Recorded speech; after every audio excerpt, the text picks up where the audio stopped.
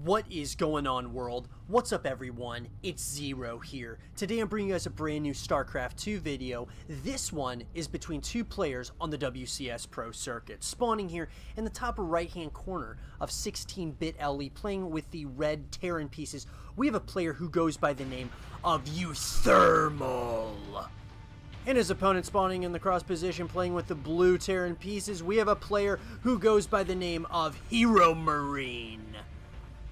So guys, I'm super excited about this game, and I hope you guys all are as well. A TvT matchup between two of some of the best players in all of StarCraft 2. uThermal has actually, surprisingly, guys, gotten better and better with the Terran pieces over time here, and you know, so, I mean, he's an absolute beast. I mean, I absolutely love watching uThermal. I think that he has consistently gotten better. When I first started watching uThermal, which was probably, I would say, a couple of years ago, you know, he was good, but he was, you know, he was kind of just, you know, slowly trying to get it, you know, he was slowly kind of getting better and better, and I've just seen his progression over time, and my God, this guy has become really good, guys. He's become a really great player on the WCS Pro circuit. And HeroMarine, guys, we all know HeroMarine is one of the best Terran players in the world currently, and I have been absolutely loving watching this guy, and his different builds that he goes for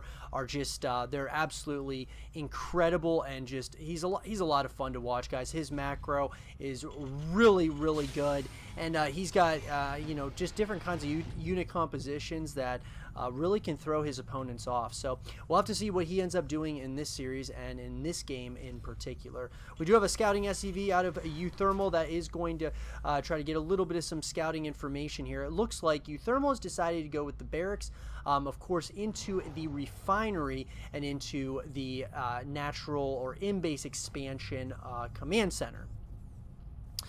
Honestly, guys, I mean, I would assume to see pretty standard builds out of both players, but you never know. We'll have to, you know, stranger things have happened, especially in a game number 1 of a best-of-5 series. So we'll end up seeing kind of what ends up happening between these two players. It looks like HeroMarine has decided to go with the Cyclone play out of the factory. So I really love this play, going for the Cyclone out of the factory. I think that's a really great decision. So it seems like we're going to have an economy advantage here for uThermal to start this game, simply because he already has his expansion almost done. Whereas HeroMarine decided to go for a little bit of a different kind of build order here. You'll notice with the production tab, a lot of times in these TvT games are really, when you have both races going up against each other, or similar races going up against each other, you'll see very similar builds out of both players, at least in the beginning of the match. And it looks like there are a couple of Reapers that have made their way across the map. They get one of those Reapers for their troubles. But nonetheless, just trying to test the waters here. HeroMarine is going to go ahead and get his starport up and running here. The orbital command is going to be coming out of the natural base of uThermal. And I think we're setting ourselves up here for a pretty good macro-focused game here. Looks like uThermal is now switching into double Cyclone production here off of the reactor. And the barracks, of course, is moved off of that reactor. So it should be very interesting, to say the least here. This second expansion for HeroMarine is going to be coming up a little bit later. So, like I said, uThermal is going to have that economic advantage early on in the game. I'm assuming we're going to get, yes, the Cyclone drop play here by HeroMarine, and this guy is very well known for this. The Cyclone draw play, and I would love to see if he's able to do any kind of damage. I think more so than not, guys, for the most part, when you're doing some Cyclone draw play, of course, if you can do some damage, that's absolutely a bonus, but generally speaking, you just want to get some good scouting information, especially if a Reaper can't get into that natural or main base location. So, some scouting information here for HeroMarine. He automatically sees that the third base is not up and running yet. Cloak is going to be coming up as well as a Banshee for HeroMarine. So should be interesting. It looks like he is going to get pretty aggressive here right off the bat here. He's going to go right for that mineral line of the main base location. But there are a lot of Cyclones out. I would assume that not much damage is going to be dealt here. But that's a lot of Cyclones now out of uThermal. gets a nice scan here, sees exactly what's going on. Beautiful scan there. Sees that something is coming out of the tech lab here for HeroMarine, which is cloaking, but cloaking actually got canceled. Very, very interesting decision making here by HeroMarine. And with these games, guys, when it comes to a TvT matchup, it's all about the mind games, man. You're really trying to outsmart your opponent, and right now, it's looking like uThermal has really played this very smartly, at least at this point. So we'll have to see if that ends up continuing here. Looks like there may very well be some more drop play here by HeroMarine as well as the Banshee, so we'll have to keep an eye on that. Lots of Cyclones are going to be out here in the main base location. Should be plenty of information. The beautiful scan there right off the bat. Very well done.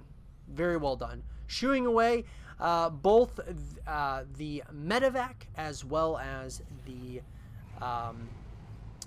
Banshee. And it looks like uThermal's getting his third base location already going to be going up here very, very soon. And it seems like HeroMarine is really starting to kind of settle in to a maybe possible defensive kind of game here. And I like I said, guys, I really like the position currently for uThermal still. His defense was on point, and he's got an economic advantage right now. So we'll see if that really continues as we get further and further into the game here. +1/+1 upgrades are going to be coming up here for HeroMarine. And then on the opposite side, uThermal, there's more and more, you know, this mech-based army is really what it seems uThermal is really going to be trying to construct here. I would assume his +1/+1 upgrades are going to be coming up here very, very shortly. But he's happily mining on 2 bases, and now he's going to go with the double Cyclone push here in those medevacs. So the barracks floating a little bit over towards halfway point of the map, or that I should say halfway past the map, into uThermal's or into HeroMarine's eye or range. And this is going to be a big push right here. There's no detection here, and it looks like this is going to catch HeroMarine a little bit with his pants down right now. They're going to target right now that of course the engineering bay. Don't get the kill quite there, but did get a couple of kills. HeroMarine now is going to need to leave a few of these units back here at the in-base expansion here. So nonetheless, you're going to have to kind of keep an eye. And this is where these games start to get really, really crazy, guys, when it comes to TvT. You end up having a lot of units on the playing field, and they are moving across the map, and it gets to be quite interesting because it can be very hard to really keep up with, actually. In all truthfulness, it is hard to keep up with. Vikings are going to be coming out of uThermal. Very interesting decision making here. I'm wondering if that is a counter to the Banshees, but you know, that's I'm not 100% sure. We'll have to kind of see. A couple of more starports are coming up here. Very interesting by HeroMarine. I'm wondering if he's going to decide to maybe, of course, go into of course, maybe more Banshees, maybe more Vikings. There's a lot of different units that you could, of course, get out of the starport. Once again, the drop play is coming up here for uThermal, and it looks like he's just going to get a couple of kills there. And there is a little death ball of units over here that may or may not does not look like they are going to be able to intercept. Now we've got more and more medevacs coming up here with these Hellbats. Very interesting. And these units are going to try to snipe at least one of these medevacs, but that does not end up happening. And I don't know, guys, uThermal's in a pretty good spot right now. I'm really liking where he's at. At the same time, though, you know, HeroMarine's definitely not out of this game just yet. He's only down by a few supply. He's still getting, you know, now up to +2/+2 upgrades. This is going to be a massive push here, I think, by uThermal. We are seeing a lot of units, it looks, are going to start moving across the map here. This is a death ball right here, guys. This is supposed to do absolute critical amounts of damage here. The scans are on point there. HeroMarine knows exactly what's coming. There is a lot of units now coming across the map here into HeroMarine's neck of the woods, and I'm wondering, guys, how HeroMarine is gonna really how he's gonna play this, because it looks like uThermal is bringing the fight to him, and it looks like all these medevacs are gonna be really just out of position here. They are gonna try to drop on this entire army here, and I think it looks like HeroMarine is the one who's a little bit out of got a little bit kind of ballsy here. But I think uThermal might just be overstaying his welcome just a little bit here. Very well played there by HeroMarine. It looked like uThermal may have overstepped his boundaries there. He decided to really drop you know, some of those Hellbats right on top of the army, and it just didn't really seem to work. Now it looks like a few of these, of course, a few of these Hellions may try to make their way into the natural expansion, but does not look like that's the case. And it looks like uThermal has decided to go for some more drop play. I kind of like this decision a lot here.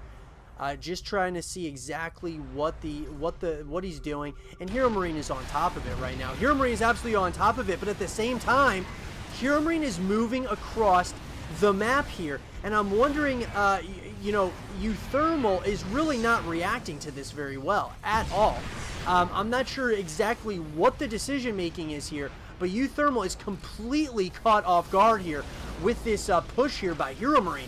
HeroMarine is trying to really take the fight to him right now, and just like that, the Liberator is right there to really start pegging away at some of these tanks. Absolutely brilliant play here by HeroMarine. HeroMarine is really showing us why he is one of the best Starcraft 2 Terran players in the world. The drop play is everywhere. He is absolutely playing this down to a T right now, and the slow push is coming now for HeroMarine. He knows he's ahead. There is absolutely nothing uThermal can do right now to shoo away at this Liberator. This Liberator is doing absolute critical amounts of damage, and the switch over to the Thors is coming up, but I wonder if it's just a little bit too late here for uThermal. uThermal absolutely was caught not realizing that the push was coming, completely caught off guard here, and HeroMarine is taken complete and utter advantage. GG is called, and HeroMarine takes game number 1 in this best of 5 series in absolutely brilliant fashion. I hope you guys did enjoy this game between HeroMarine and uThermal, and if you guys did, leave a thumbs up, subscribe if you're new, stay positive, and as always, I will see you guys all in the next one. Peace.